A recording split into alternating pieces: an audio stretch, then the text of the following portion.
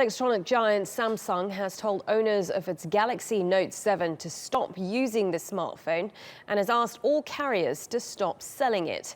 That's while it investigates reports the devices catch fire. Samsung recalled 2.5 million phones last month after users complained they would heat up and burn.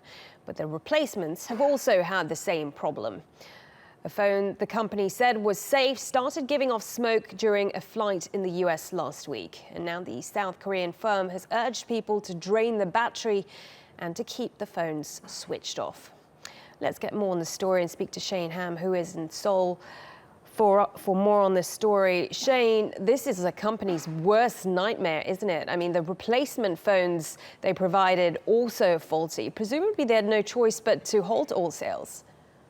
Right, you're exactly right. It seems to be getting worse for the South Korean company here. After that 2.5 million phone recall back in September, we thought replacement phones would be safe, but after reports that these replacement phones were also catching on fire, Samsung really was left with no choice. They're putting consumer and customer safety at the top of its priority. And if you look back, Samsung, through its statement today, released here on Wednesday, or on Tuesday, excuse me, here in South Korea, that all customers that have these Samsung phones, these Note 7s, should power off, and the company will be offering full refunds or exchanges for other products. And really, again, they were left with no choice. So this comes a day after the company, or there were reports that the company had stopped production of these Note 7s. And at this point, the company isn't saying whether this is going to be a permanent halt in production for the Note 7. But as for reasons, the company is still investigating into reasons why these phones are exploding. But some experts that I've spoken to say that the new design of the Note 7 have pressured in terms of the smaller and sleeker design, but also a longer lifespan for these batteries have caused these defects in these batteries.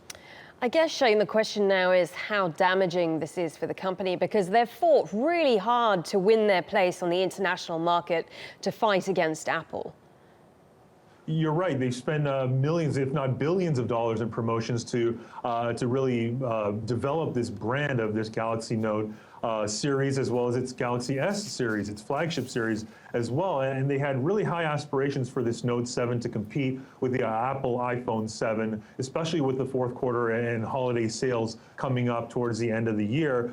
It'll definitely put a dent into their revenues and earnings, but it's already been facing, the company's been already facing a lot of competition, not only from the high end with Apple, but also from the low end with low-cost Chinese manufacturers as well. So it'll be interesting to see what the company does in terms of these Note 7s, whether it scraps the line completely, especially with the Galaxy S8 scheduled to come out in early spring. But what experts will tell you is that this could probably go down as one of the biggest product blunders or disasters in recent memory.